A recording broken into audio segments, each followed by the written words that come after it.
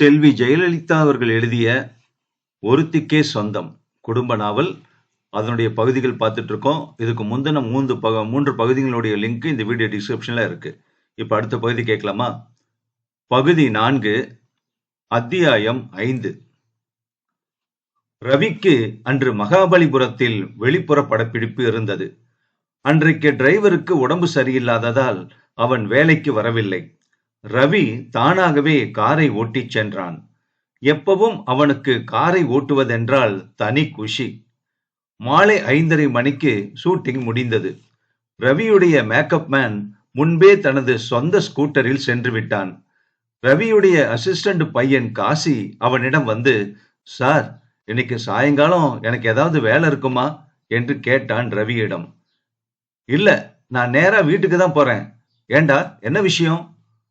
ஒண்ணுமில்ல சார், இங்க மகாபலிபுரத்துல எங்க அத்தை இருக்காங்க. அவங்கள பார்த்து ரொம்ப நாளாச்சு. இப்ப வேலை ஒண்ணுமில்லைன்னா நான் போய் அவங்கள பார்த்துட்டு நாளைக்கு காலையில நீங்க ஷூட்டிங்க்கு புறப்படுறதுக்குள்ள வீட்டுக்கு வந்து சேர்ந்துடுறேன் சார். ஓகேடா, போயிட்டு வா. ஆனா ஞாபகம் வச்சுக்கோ, நாளைக்கு காத்தால 7 மணிக்கு ஷூட்டிங். நீ 6 மணிக்கெல்லாம் வீட்டுல இருக்கணும், புரியுதா? நான் கரெக்டா வந்துடுறேன் சார். ரவி மகாபலிபுரத்திலிருந்து கிளம்பி மெட்ராஸை நோக்கி காரை ஓட்டிக் கொண்டு வந்தான். கார் ரேடியோவை திருப்பினான். டி.எம். சௌந்தரராஜன் பாடிய நினைத்து நினைத்து நெஞ்சம் உருகுதே, நீங்கிடாத துன்பம் பெருகுதே என்ற பழைய பாடல் ஒலித்தது. அது ரவிக்கு மிகவும் பிடித்த பாடல். அதை கேட்டு ரசித்துக் கொண்டே வேளச்சேரியை நெருங்கும் போது வயதான ஒரு மனிதரும் ஒரு இளம் பெண்ணும் திடீரென்று ரோட்டின் நடுவே காருக்கு எதிரே வந்துவிட்டார்கள். ரவி அவர்கள் மேல் மோதாமல் இருக்க எவ்வளவோ முயற்சி செய்து காரை அப்படியும் இப்படியும் திருப்ப, அவர்களும் குழப்பத்தில் இந்த பக்கமும் அந்த பக்கமும் தடுமாற, மொத்தத்தில் ரவி திடீரென்று பிரேக்கை போடவும் அந்த வயதான மனிதர் கீழே விழவும் சரியாக இருந்தது. அந்த பெண்ணும் வேறொரு பக்கம் விழுந்து விட்டாள். பெரியவர் கையில் இருந்த பெட்டியும் அப்பெண்ணின் கையில் இருந்த ஒரு சிறு துணி மூட்டையும் வெவ்வேறு திசைகளில் பறந்தன. ரவி உடனே கார் கதவை திறந்து அவசரமாக இறங்கி ஓடி வந்தான். அந்த மனிதர் மூர்ச்சையாகி விட்டிருந்தார். அவர் நெற்றியிலிருந்து லேசாக ரத்தம் கசிந்தது. ரவி அவர் பக்கத்தில் மண்டியிட்டு அவர் தலையை தனது முழங்காலுக்கு மேல் ஊன்ற வைத்தான். அப்போதுதான் ரவி அவர் முகத்தை சரியாக பார்த்தான். அவனுக்கு பெருத்த அதிர்ச்சி ஏற்பட்டது. அந்த மனிதர் வேறு யாரும் இல்லை, கிருஷ்ணசாமிதான், பத்மினியின் தந்தை கிருஷ்ணசாமி. ஆனால் மிகவும் இளைத்து போய் கந்தலையும் கிளிசலையும் கட்டிக்கொண்டு ரொம்பவும் மாறியிருந்தார். முன்பெல்லாம் எப்போதும் ஜரிகை வேட்டியும் பட்டு ஜிப்பாவுமாக காட்சி கொடுத்த அவருடைய வாடிய ஏழ்மையான தோற்றம் ரவிக்கு சொல்லிலடங்காத வியப்பை தந்தது. கொஞ்ச தூரத்தில் ரோட்டின் மறுபக்கத்தில் அந்த பெண் விழுந்திருந்தாள். அவளுக்கு காயம் எதுவும் பட்டதாக தெரியவில்லை.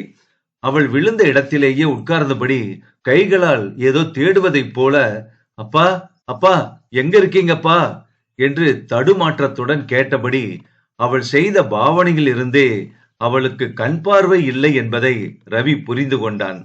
நல்ல வேளையாக அப்போது அந்த இடத்தில் ஆள் நடமாட்டம் இல்லை. இல்லை என்றால் இப்படி ஒரு விபத்து நேர்ந்து ரவிக்குமார் போன்ற பிரபல சினிமா நடிகர் அதில் சம்பந்தப்பட்டிருப்பதால் ஒரு பெரிய கூட்டமே சூழ்ந்து கொண்டு ரொம்பவும் சங்கடமாக போயிருக்கும். கொஞ்சம் இருங்கம்மா, இதோ வந்துட்டேன், பயப்படாதீங்க என்று அப்பெண்ணுக்கு தைரியம் ஊட்டும் வகையில் குரல் கொடுத்து விட்டு ரவி கிருஷ்ணசாமியை தூக்கிச் சென்று காரின் பின் சீட்டில் படுக்க வைத்த பிறகு திரும்பி வந்து அந்த பெண்ணுக்கு கை கொடுத்து எழுந்து நிற்க உதவி செய்தான். அதுவரை அப்பெண்ணின் முகம் வேறு பக்கம் திரும்பி இருந்ததால் ரவி அவளை சரியாக பார்க்கவில்லை. கீழே குனிந்து அவள் கைகளை பற்றி கொண்டு அவளை மெல்ல தூக்கி நிற்க வைத்தான். அவள் முகத்தை அப்போதுதான் பார்த்தான் ரவி. மீண்டும் பெருத்த அதிர்ச்சி அவனுக்கு. அவள் பத்மினிதான். ரவி அப்படியே ஸ்தம்பித்து நின்று விட்டான். வானின்று இறங்கிய இடி அவன் தலை மீது விழுந்தது போல ஒரு உணர்வு. பத்மினி உயிரோடு இருக்கிறாளா? ஒரு நிமிஷம் அவனாலேயே அதை நம்ப முடியவில்லை. தன்னைத்தானே ஏமாற்றிக் கொள்கிறோமோ என்ற சந்தேகம் அவன் மனதில் எழுந்தது. அவளையே உற்று பார்த்தான். சந்தேகமில்லை, அது பத்மினியேதான். 1000 ஜென்மம் எடுத்தாலும் அந்த அழகு முகத்தை அவனால் எப்படி மறக்க முடியும்? அன்று பெண் பார்க்கச் சென்றபோது சிவப்பு நிற ஜரிகை காஞ்சிபுரம் பட்டு சேலையை அணிந்து தந்தச் சிலை போன்ற அங்கமெல்லாம் தங்க வைர நகைகளுடன் மின்ன விண்ணில் தெரிந்த மின்னல் போல காட்சி கொடுத்த அவள் இன்று சாதாரண நூல் புடவையும் பல இடங்களில் ஒட்டு போட்ட ரவிக்கையும் அணிந்திருந்தாலும் அவளுடைய அழகு மட்டும் மங்காமல் அந்த ஏழ்மையான ஆடைகளையும் மீறி கலங்கரை விளக்கம் போல ஒளிவிட்டு பிரகாசித்தது. ரவி அவளைக் கண்டு மௌனமாக மனதிற்குள் அழுதான், குமுறினான். பத்மினி, உனக்கா இந்த நிலைமை? என் பத்மினிக்கு கண் பார்வை போய்விட்டதா? இத்தனை ஆண்டுகளுக்கு பிறகு நான் உன்னை இந்த கோலத்திலா காண வேண்டும்?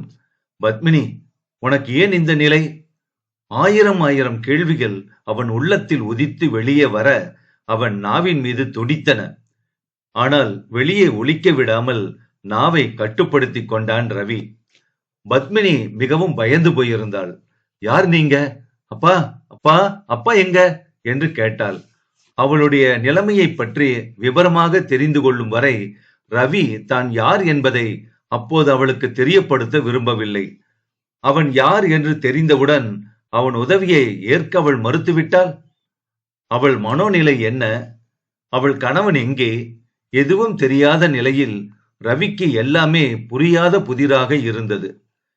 இறந்து போனதாக நினைத்திருந்த பத்மினியை இப்படி சற்றும் எதிர்பார்க்காத தருணத்தில் திடீரென நேருக்கு நேராக கண்ட அதிர்ச்சியில் அவனே மிகவும் குழம்பி போயிருந்தான். பயப்படாதீங்க, என் பேரு குமார், என் கார் தான் உங்களுக்கு எதிரா வந்தது என்று பதில் கூறினான் அவளிடம். பத்மினி அவன் குரலை அடையாளம் கண்டுகொள்ளவில்லை. காரணம், அவன் குரலை அவள் கேட்டதே இல்லையே.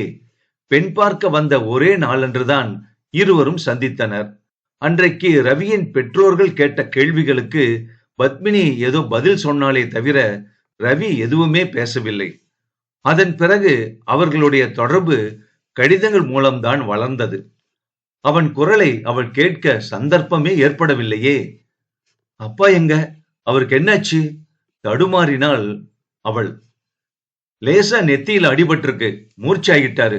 ஐயோ, இப்ப நான் என்ன பண்ணுவேன் என்று அலறினாள் பத்மினி. கவலைப்படாதீங்க, அவரை காரோட பின் சீட்டுல படுக்க வச்சிருக்கேன். வாங்க, உங்களையும் கார்ல ஏத்திக்கிட்டு டாக்டர் கிட்ட கூட்டிட்டு போறேன். பத்மினி சற்று தயங்கினாள் ரவி சொன்னதை கேட்டு. தைரியமா என்ன நம்பி நீங்க வரலாம். வாங்க, முதல்ல உங்க அப்பாவை சீக்கிரமா ஒரு டாக்டர் கிட்ட கூட்டிட்டு போகணும் என்று ரவி மீண்டும் வற்புறுத்தினான். அவன் குரலை கேட்டதும் பத்மினியின் மனதில் ஏதோ ஒரு நம்பிக்கை ஏற்பட்டது. ரொம்ப நன்றிங்க என்றாள். ரவி அவளை கிருஷ்ணசாமியின் பக்கத்தில் உட்கார வைத்தான். பத்மினி அவருடைய தலையை மடியில் எடுத்து வைத்துக் கொண்டாள். கார் நடு ரோடில் நிற்பதை பார்த்து அப்போதுதான் தூரத்தில் இருந்து சில மனிதர்கள் அதை நோக்கி ஓடி வர ஆரம்பித்தார்கள்.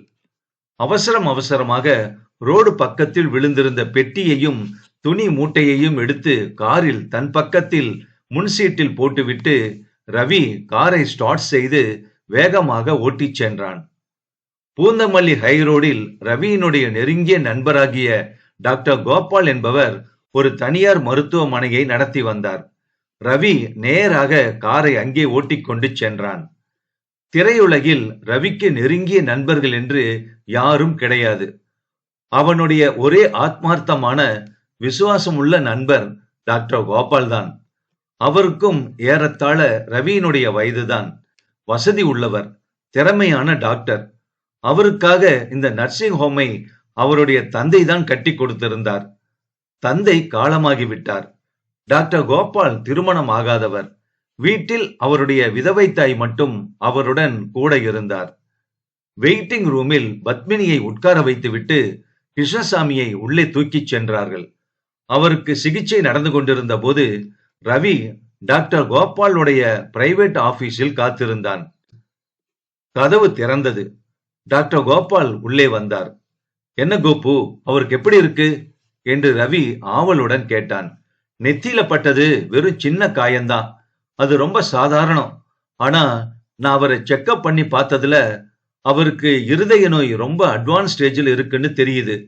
ஆக்சுவலா உன் கார்ல பட்டதுனால அவருக்கு எந்த விபரீதமும் ஏற்படல.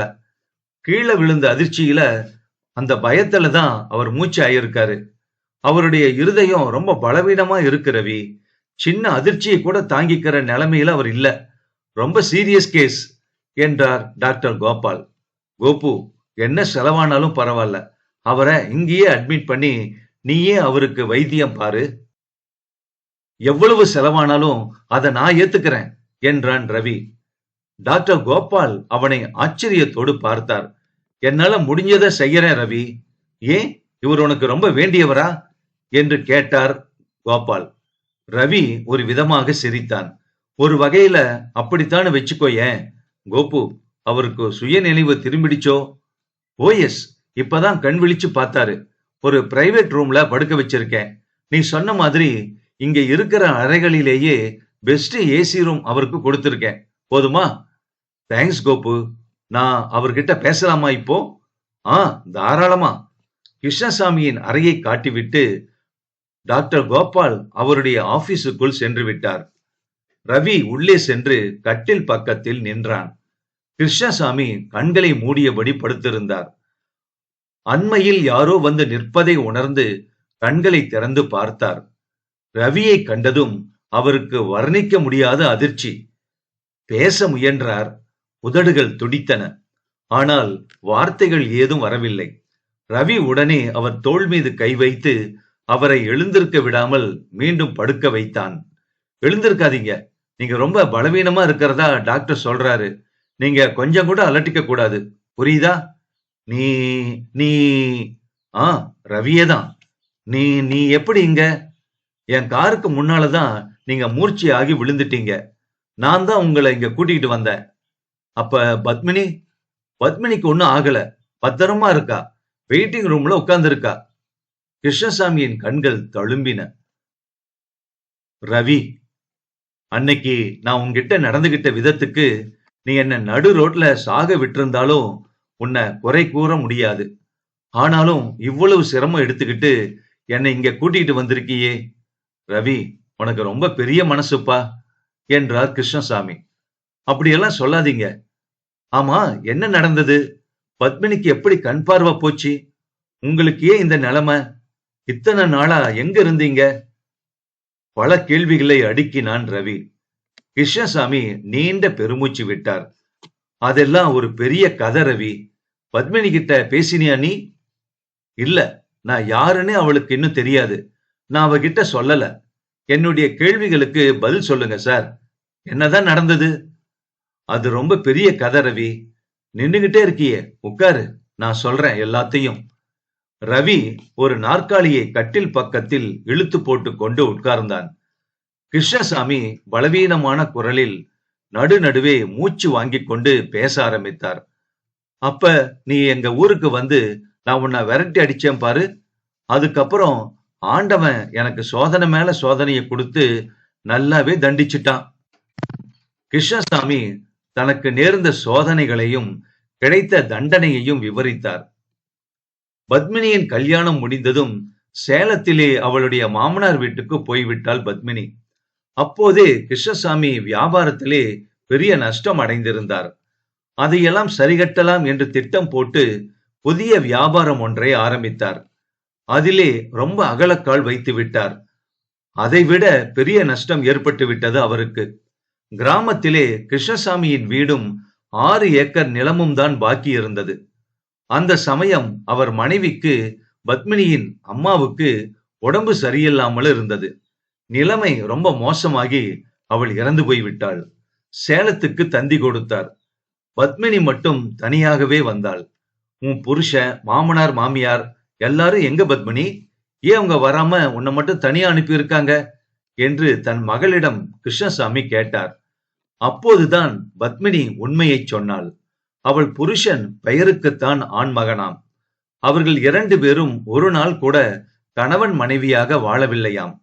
பையனின் அப்பாவும் அம்மாவும் எல்லாம் தெரிந்திருந்தும் கிருஷ்ணசாமியின் 30,000 ரூபாய் வரதட்சணைக்கு ஆசைப்பட்டு அவர்கள் பத்மினியை தங்கள் மகனுக்கு கல்யாணம் பண்ணி கொண்டார்கள்.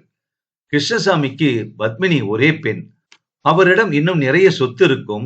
அதெல்லாம் பத்மினிக்கே வரும் என்று கணக்கு போட்டிருக்கிறார்கள் அவர்கள்.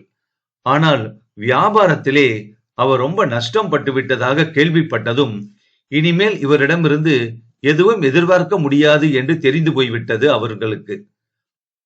அந்த சமயத்திலே பத்மினியின் அம்மா வேறு செத்து போய்விட்டதாக அவர் தந்தி கொடுத்து பத்மினியை வர சொல்லி இருக்கிறார். அந்த சந்தர்ப்பத்தை பயன்படுத்தி கொண்டு அவர்கள், நீ இனிமே உங்க அப்பா வீட்டிலேயே இருந்துக்கோ, மறுபடியும் இங்க திரும்பி வராத என்று சொல்லி அனுப்பிவிட்டார்களாம். கிருஷ்ணசாமிக்கு ஆத்திரம் பற்றி கொண்டு வந்தது.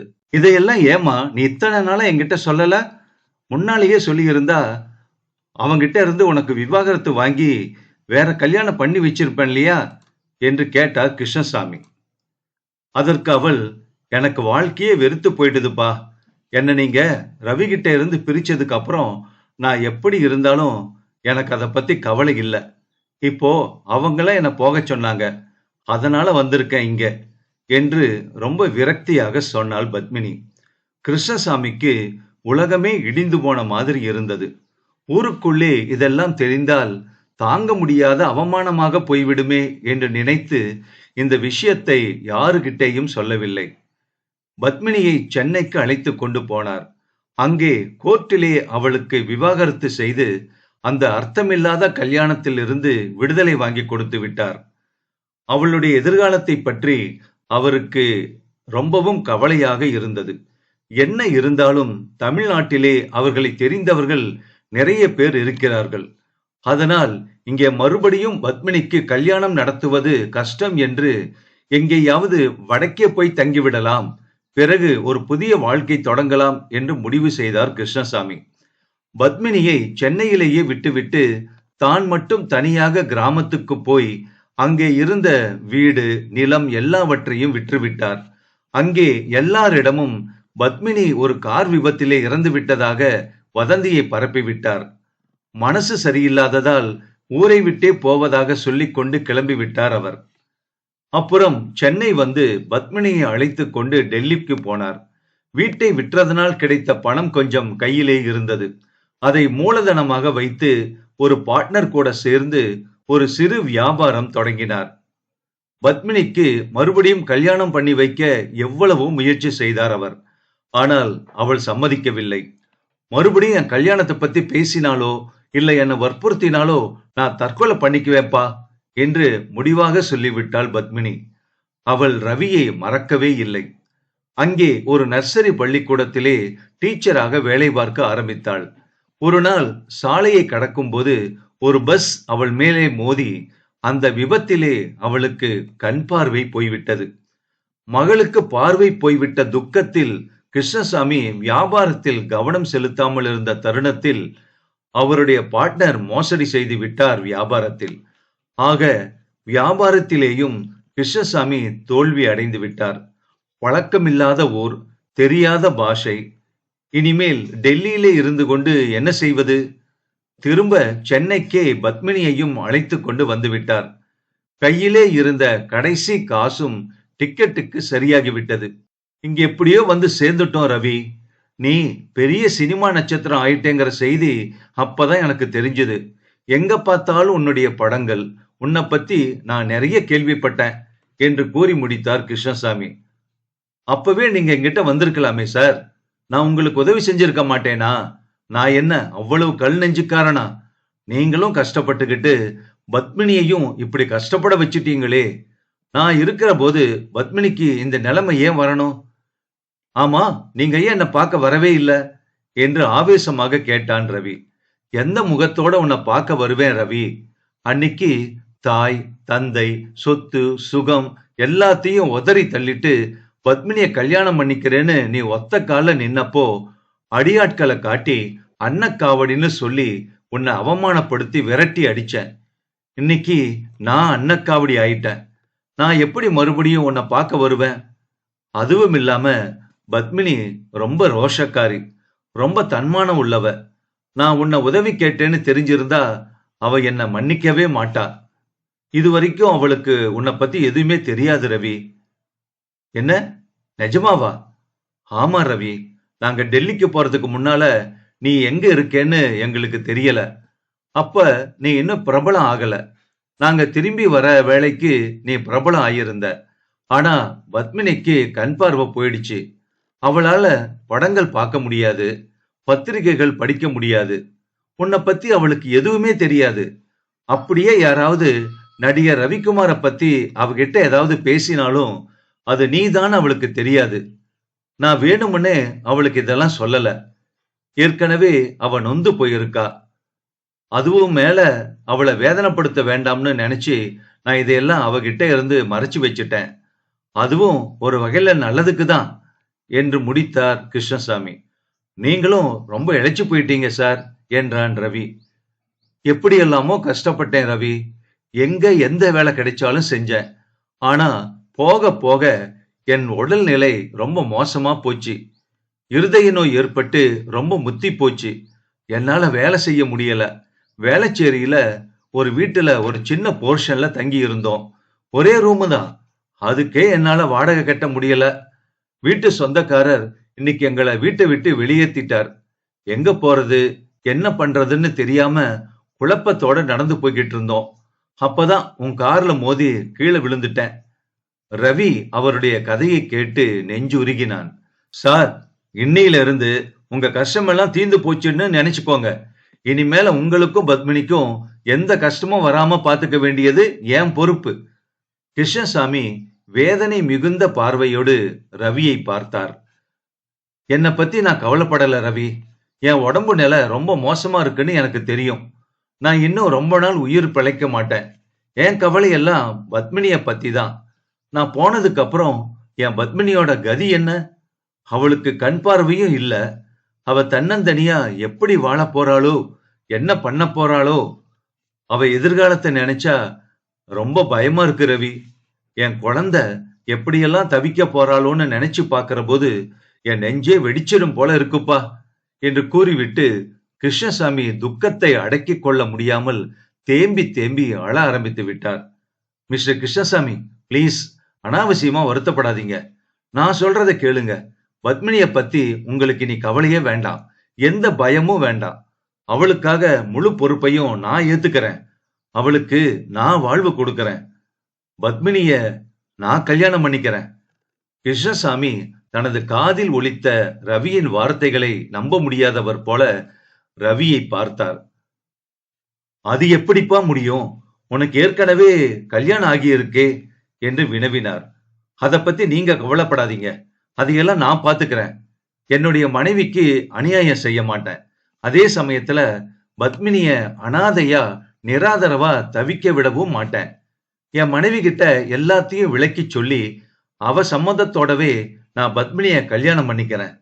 இந்தியாவில் இருக்கிற பெரிய டாக்டர்களை வரவழைச்சு அவளுக்கு மறுபடியும் கண் பார்வை திரும்பும்படி செய்யறேனா? ஒருவேளை அது நடக்கலைனாலும் பத்மினிக்கு பார்வை இல்லைங்கிறதுனால அவளை நான் நிராகரிச்சிட மாட்டேன். பத்மினிய சந்தோஷமா வாழ வைக்கணும். இனிமே அதுதான் என்னுடைய லட்சியம். இது உறுதி. யாருக்காகவும் நான் இந்த லட்சியத்தை விட்டு கொடுக்க போறதில்ல என்று ரவி ஆணித்தரமாக ஒவ்வொரு வார்த்தையையும் தெளிவாக உச்சரித்தான். கிருஷ்ணசாமி ரவியின் கரங்களை பற்றி கொண்டு தன் கண்களில் ஒற்றிக் கொண்டார். ரவி, நீ மனுஷன் இல்லப்பா, தெய்வம். தெய்வத்தை உன்னுடைய ரூபத்துல இப்ப நான் பாக்குறேன். பத்மினி பண்ணுன புண்ணியம் இன்னைக்கு அந்த ஆண்டவனே உன்னை இங்க அனுப்பியிருக்கான். இல்ல, ஆண்டவனே உன்னுடைய வடிவத்துல வந்து என் முன்னால நிக்கிறான். இப்ப என் நெஞ்சில இருந்து சுமக்க முடியாத பாரம் இறங்கின மாதிரி இருக்குப்பா. இனிமே நான் நிம்மதியா கண்களை மூடுவேன் என்றார் கிருஷ்ணசாமி கண்கள் கலங்க. அப்படியெல்லாம் பேசாதீங்க. நீங்க ரொம்ப நேரம் பேசிட்டீங்க. இப்ப ரெஸ்ட் எடுத்துக்கோங்க. பத்மினிய இப்போதைக்கு டாக்டர் கோபால் வீட்டுல தான் தங்க வைக்கிறேன். அவர் என்னுடைய பெஸ்ட் ஃப்ரெண்ட். அவர் வீட்டுல அவருடைய அம்மா இருக்காங்க. அவங்க பத்மினிய ரொம்ப நல்லா கவனிச்சுக்குவாங்க. இதெல்லாம் கொஞ்ச நாளைக்கு தான். நான் வேற ஏற்பாடு பண்ற வரைக்கும் தான். நீங்க ஆஸ்பத்திரியில இருந்து டிஸ்சார்ஜ் ஆகிற வரைக்கும் அவ அங்கேயே இருக்கட்டும். ஒரு முக்கியமான விஷயம். தற்சமயம் நீங்க பத்மினி கிட்ட என்னை பத்தி எதுவுமே சொல்ல வேண்டாம். எனக்கு கல்யாணம் ஆகி இருக்கிற விஷயம் முக்கியமா அவளுக்கு இப்ப தெரிய வேண்டாம். அவளுக்கு திடீர்னு பல அதிர்ச்சிகளை ஒரே சமயத்துல நான் கொடுக்க விரும்பல. டாக்டர் கோபால் தான் எல்லா உதவியும் செய்யறாருன்னு சொல்லி வையுங்க. சமயம் வர்ற போது மெதுவா கொஞ்சம் கொஞ்சமா அவளுக்கு எல்லாத்தையும் தெரியப்படுத்திடலாம். என்று எச்சரிக்கை செய்தான் ரவி. சரிப்பா, அப்படியே ஆகட்டும்பா. நான் வரேன். எதை பத்தியும் கவலைப்படாம நிம்மதியா ரெஸ்ட் எடுத்துக்கோங்க. எல்லாம் சரியா போயிடும் என்று ஆறுதல் சொன்னான் ரவி. இந்த நாவல் அடுத்த பகுதியில தொடரும்.